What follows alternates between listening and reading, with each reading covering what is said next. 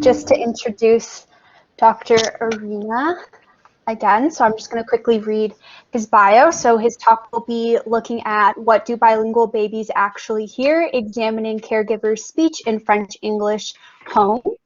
So Dr. AJ Orena is a FRQNT postdoctoral researcher in the Department of Psychology at the University of British Columbia. He received his PhD in Communication Sciences and Disorders at McGill University. His research focuses on speech and speaker processing and how they change as a function of experience, whether over development or due to individual differences. For his dissertation, he examined how bilingual parents talk to their infants and how bilingualism affects speech processing and early vocalizations. And just one quick reminder to the audience to please hold your questions for the end. And Dr. Orena, take it away. Thanks, Christine. So round two. My apologies for the technical difficulties earlier. So I'm gonna go straight to the slide. Hopefully it works. There we go. Okay, so I guess to set the stage for my presentation, I want to introduce you to Alex, who represents one of the kiddos that we would have met during our research. So Alex lives at home with two parents, one who speaks primarily in English, while the other who speaks primarily French. And he also has an older sibling who has learned to speak both. So outside the home, Alex also interacts with people in the community, some of whom speak mostly French, again, and others who mostly speak English. And Alex also lives in Montreal, where he's likely to encounter not only English and French, but a range of other languages as well. So researchers of bilingual development like to ask the question of whether or how what Alex hears in this environment might affect the way he perceives and produces sounds, or the way he'll eventually develop language skills in each language, or even how it might affect other domains within cognition and learning.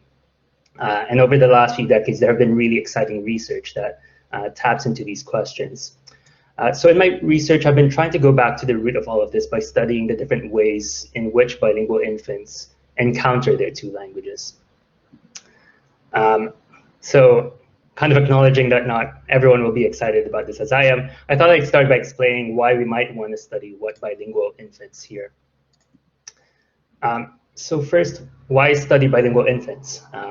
We're in a workshop on bilingual development here, so I'm probably preaching to the crowd, but we should study bilingual infants because it's an increasingly common form of language acquisition. Just looking at the Canadian census data, we know that over 15% of kids grow up with 2 or more languages at home. And actually, the way it's worded on the census, it's probably an underestimation of how many kids are learning 2 languages. We know that within the first year of life, infants are already learning about different properties of speech and language. And I put a list here that includes voice recognition, speech perception, word recognition, and segmentation. But there's so many other speech and language skills that has its start in infancy. And we also know that these early steps are really quite critical, as some research has shown a relationship between early speech perception and speech processing skills and later language development.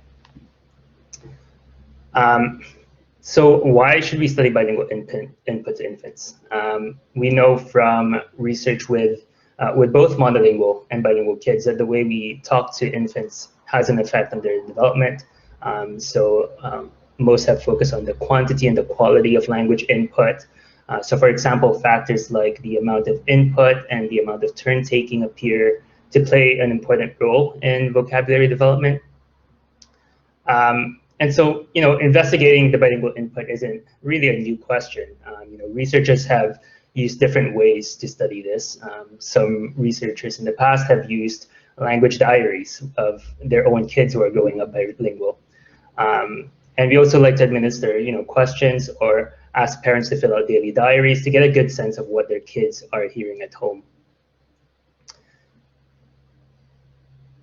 So, using these questionnaires and daily diaries, we've been able to learn a few things. We've been able to learn a lot of things about bilingual kids. But one of the variables that we pay special attention to is the proportion exposure to each language.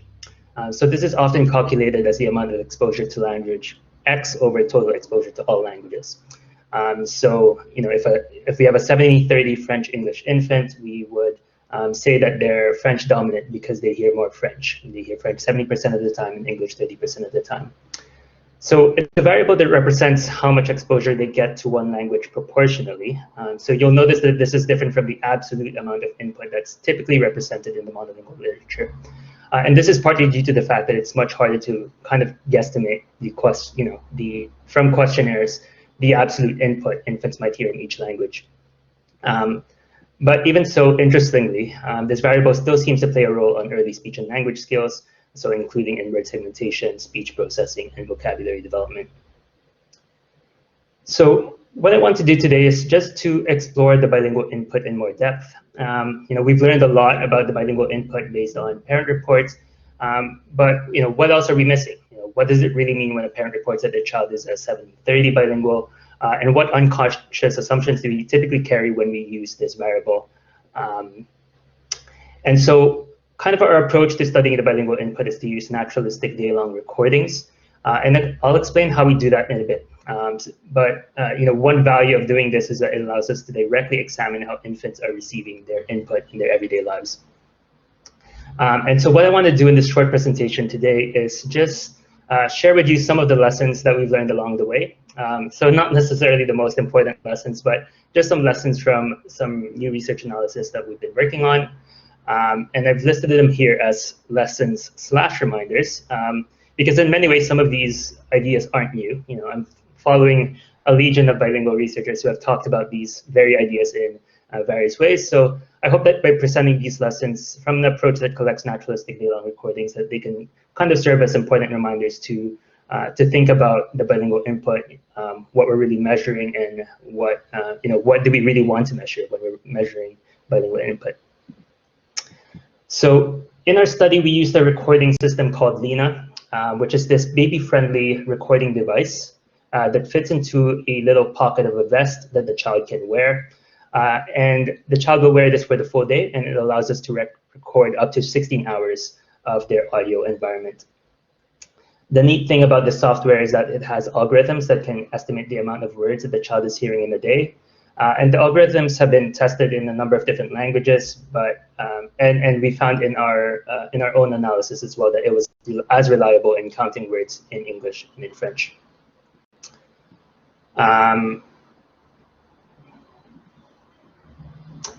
So this is part of a larger project where we recruited 10-month-old infants. I apologize about the photos here; these seem to be switched. But we recruited 21 10-month-old infants. We asked them to do 3 full days of recordings. And then we followed up with them when they were 18 months of age, and we asked them to do another day of recording. So after we got these recordings, we separated them into 30-second segments, and we had an army of research assistants to tag these segments so that we knew what languages they were hearing, who was speaking, and to whom. And so in total, we coded about 620 hours of speech, and we also transcribed a portion of these segments. So what we're left with is kind of this rich data set that not only tells us about the child's proportion exposure to each language, but also the amount of absolute word count in each language. So this is just an example of the data that we were able to get with these recordings. Each bar here represents one infant with the amount of words they heard in the y-axis. The red here means the amount of words they heard in English, and blue means the amount of words they heard in French. So first, you'll probably notice that there's large variability in the proportion of language exposure in our sample of infants. You'll also notice large variability in the absolute amount of input in each language. So this is interesting to note because we would typically group these kids into one single group when doing group comparisons between monolinguals and bilinguals. But we see here that when we do this, we miss a lot of the individual differences. So I'll move on to our lessons and reminders here. So the first one is that the bilingual input is not static. So what do we mean by this? So this is really quite intuitive, but an important fact that we need to remind ourselves is that the bilingual input can change across ages. So here I'm showing data from 16 of our participants that we tracked from when they were born to 18 months of age. And this is a long time span in infant research, but it's really quite relatively short in terms of childhood. And we can see here that even within this short time span, that there were some shifts in whether they would be classified as French dominant, balanced, or English dominant. Most of the kids will stay the same. So, for example, there were these 3 English dominant kids that stayed the same throughout. But there are others like this one child who went from balanced to English dominant to French dominant. So sometimes this is due to a change in caregiver or work situation, and other times it's due to daycare. But regardless, it's an important reminder that when we hear that, for example, that Alex is a 70-30 French-English bilingual, that we don't automatically assume that Alex consistently heard 70-30 French-English through their life. Across age, infants will also hear significantly more speech. So this is the data for 10 months and from 18 months. So it's very possible as well that the child will be hearing more words in their non-dominant language at 18 months than in their dominant language at 10 months. One of their findings is that this increase in speech is not necessarily equal across speakers around the child. So in our sample, sibling speech to child is quite low, and it remains relatively low at 18 months of age in our sample. So it seems like the increase in speech mostly comes from mom, at least with our sample. And this is important to think about, especially if a family is doing one parent, one language.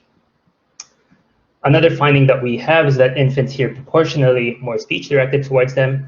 So at 10 months of age, most of the speech that infants hear around them are not directed towards them, but rather it's speech between adults or between adults and another child. But at 18 months of age, we're starting to see this increase in speech directed towards them. And finally, infants hear more code switches as well from speakers around them. And I'll leave it here for now, as I'll be talking a bit more about this later on. So kind of the significance of these findings. As I mentioned, I think a lot of these findings are intuitive, but I think it sometimes gets lost when we boil bilingual input into a single number. So some of the implications of these findings that when we're assessing bilingual input, it's important to distinguish between current and lifetime exposure to each language. And even when we're assessing lifetime exposure, that we should acknowledge that input across development can be quite different. So I'll move on to the next one here. So lesson number 2 is that code mixing to infants is unique. And what I mean by this is that it's unique compared to code mixing that occurs between adults. So here we refer to code mixing as the use of 2 or more languages in a conversation. It's a normative in many bilingual communities, and it certainly extends to when bilinguals speak at home.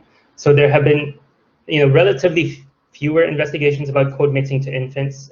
We know from questionnaires conducted in Vancouver that about 90% of their bilingual families there engaged in code switching with their kids.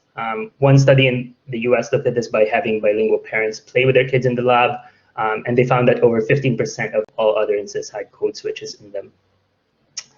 So when we took a look at our data, we looked to see kind of the extent to which French-English bilingual families code switch to their kids. And as I showed previously, there was an increase in code switching between 10 and 18 months of age. One thing to note is that this is actually relatively rare compared to the Spanish-English families that were tested in the study that I mentioned previously. So in their study, they found almost 115 switches per hour. While in our study at 10 months, they were switching about 30 times per hour, 8 times per hour, and at 18 months of age, they were switching about 30 times per hour of speech. So, this difference could be due to the methods that we used. So here we're using naturalistic recordings, and as I mentioned in the Bill et al. Study, they used a play session. So this could have elicited more language switches. But regardless, I think it's interesting to note the potential differences between the different communities. Another thing we looked at is the type of code switches that caregivers make when talking to their kids. So specifically, we looked at whether they were making the switch between utterances. So we call that intersentential, or whether they were making the switch within the utterance. So we call this intrasentential. And the reason we looked at this is because there have been some research suggesting that listeners, including kids, have more difficulty processing utterances that have intrasentential switch, so switches within a sentence. And what we found was that the French-English bilingual caregivers that we had were producing more utterances with the intersentential, so the easier one to process. Now, we can't tell from this data whether they're producing more intersentential switches because the sentences that they're producing just makes more sense to be switched intersententially, but it does bring up a nice hypothesis that perhaps parents are not producing as much intersentential switches because from their experience, infants appear to have more difficulty processing them. We also transcribed the utterances when the code switch happened, and we coded the potential reasons for these code switches. And what's interesting to see here is that almost 75% of the code switches that happen is due to the parent producing a translational equivalent. So you can see from the example here that they'll say an utterance in French and this kind of the equivalent of that in English. And so, these are not the type of switches that adults make when they're speaking to another adult, right? So what we're showing here is that code switches to infants is actually quite unique compared to code switches that occurs between adults. And so, these findings are significant because I think when the topic of code switching comes up, there's this question that typically arises of how it affects language development. Does it negatively impact their ability to separate languages? And we often make assumptions about the effects of code switching on language development based on how adults code switch between each other, mostly because we have relatively less data about this with respect to speech to kids. So our data shows that in French-English communities, code switches between sentences, within sentences is relatively rare. And code switching to infants is different than code switching between adults. And code switching may actually be done in ways that support language learning. Most of the code switches that happens is because caregivers were providing the translational equivalent to the child, so they'll know the terms in both languages. And we actually have one study where we found that exposure to code switches doesn't necessarily hinder speech processing, but instead prepares them to process code next speech later on. But I guess a big thing here is that more research is really needed. Do I have time to go through the last one? Or am I up? You're up, but you'll just have a little bit less time for questions. We have about 10 minutes for questions now, so if you continue, we'll just have maybe 5 minutes. Sure. Yeah, so I'll try to go through this quickly, but kind of this last lesson here is that infants engage with their languages differently. So what I really want to highlight here is that the difference between input and uptake. So input being what the child is hearing, and uptake being what the child is paying attention to and learning. There's many perceptual studies that reflect this notion, but I just want to highlight one study that our lab was involved in. So recently, our lab, the lab that I was a part of, McGill, was part of this multi-lab initiative called the Mini DBs Project, which was led by Mike Frank and Christobias Heinlein and others as well. So it's this initiative that hopes to tackle the issues on replicability in developmental research. And one of those projects looked at the preference for infant-directed speech. So there's this well-known finding in the literature that suggests that infants prefer to listen to the properties of infant-directed speech, the slow, high-pitched, melodic features that we produce when we talk to kids. So in this multi-lab study that involved 17 labs in 7 countries and recruited over 300 bilingual babies of different language pairs, the findings show that as a group, and kind of as expected, bilingual infants do prefer infant-directed speech versus adult-directed speech. What's interesting to note is that the effect is stronger for infant-directed speech in the language that they're proportionally more exposed to. So if Alex is a 70-30 French-English bilingual, they would show this preference for IDS if he did this task in French, but he's less likely to show this preference in IDS if he did this task in English. So kind of showing that bilingual infants will engage with languages differently. And I'll probably just go through this part real quick, but these patterns also kind of emerge in infant vocalizations. So in our Lena recordings, we looked at the instances in which infants vocalized, and we went to check the context where these vocalizations occurred.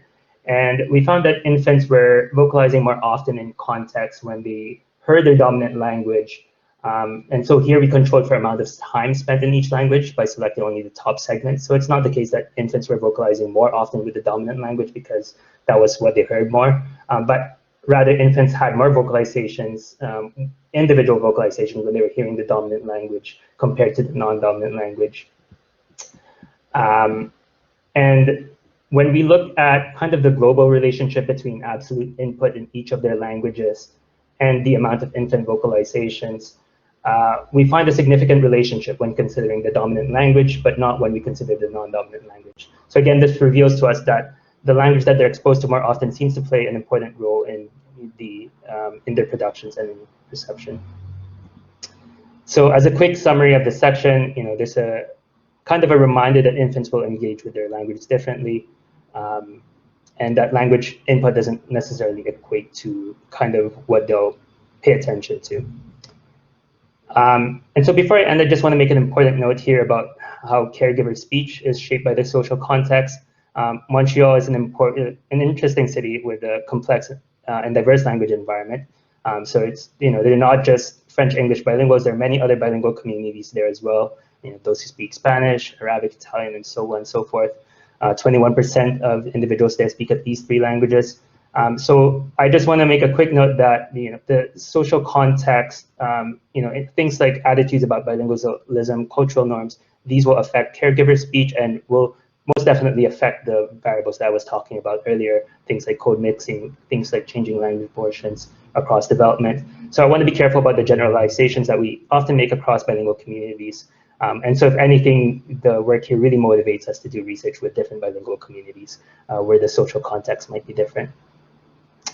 Yeah, I kind of gave the summaries of each section earlier, so I'll skip this slide and just go straight to the and I just want to quickly acknowledge the collaborators that I had in the work that I presented today, as well as our funding from these agencies.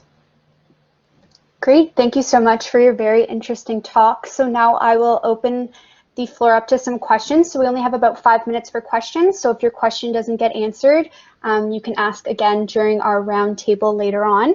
So our first question says, we used to be taught that bilingual children may show up to 6-month delay in expressive language.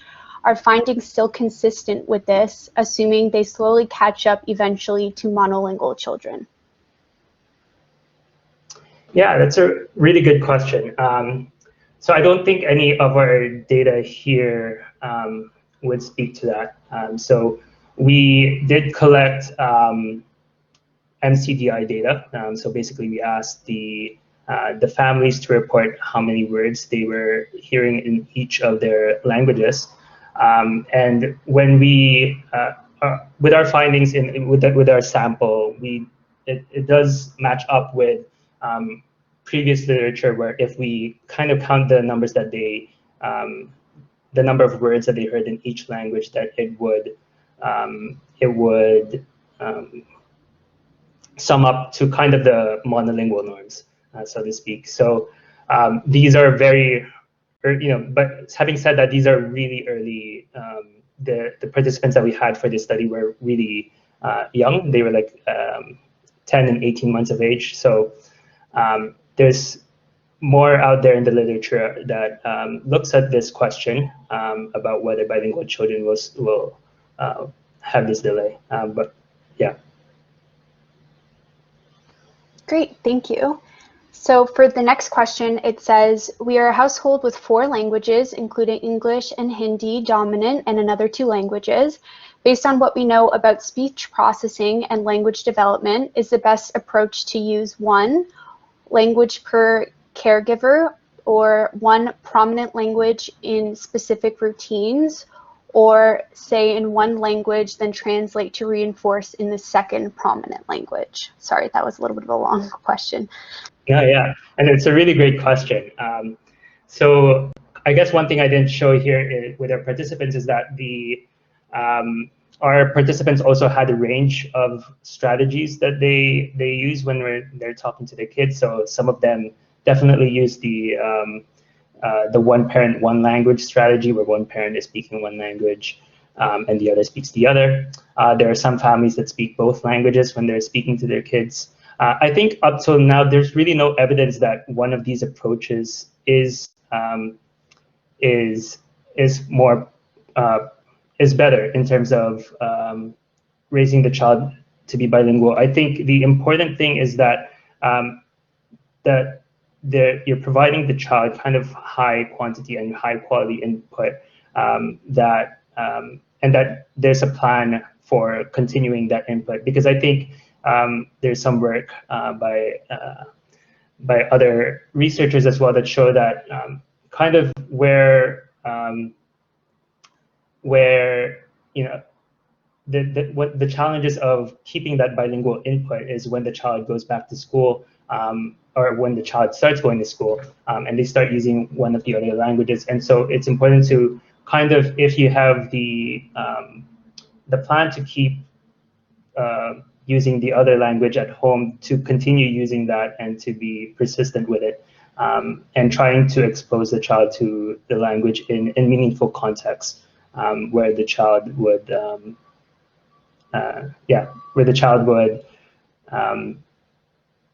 would use the languages in a meaningful way. That's great. Thank you so much. I think we're out of time for questions, but Dr. Orena can either answer them in the chat, or you can bring your questions to the roundtable later if your question wasn't answered. Thank you so much again for your talk, and we will now have a 5-minute break. So we will return at about 12:15, so you can refresh your coffees and take a little bit of a screen break.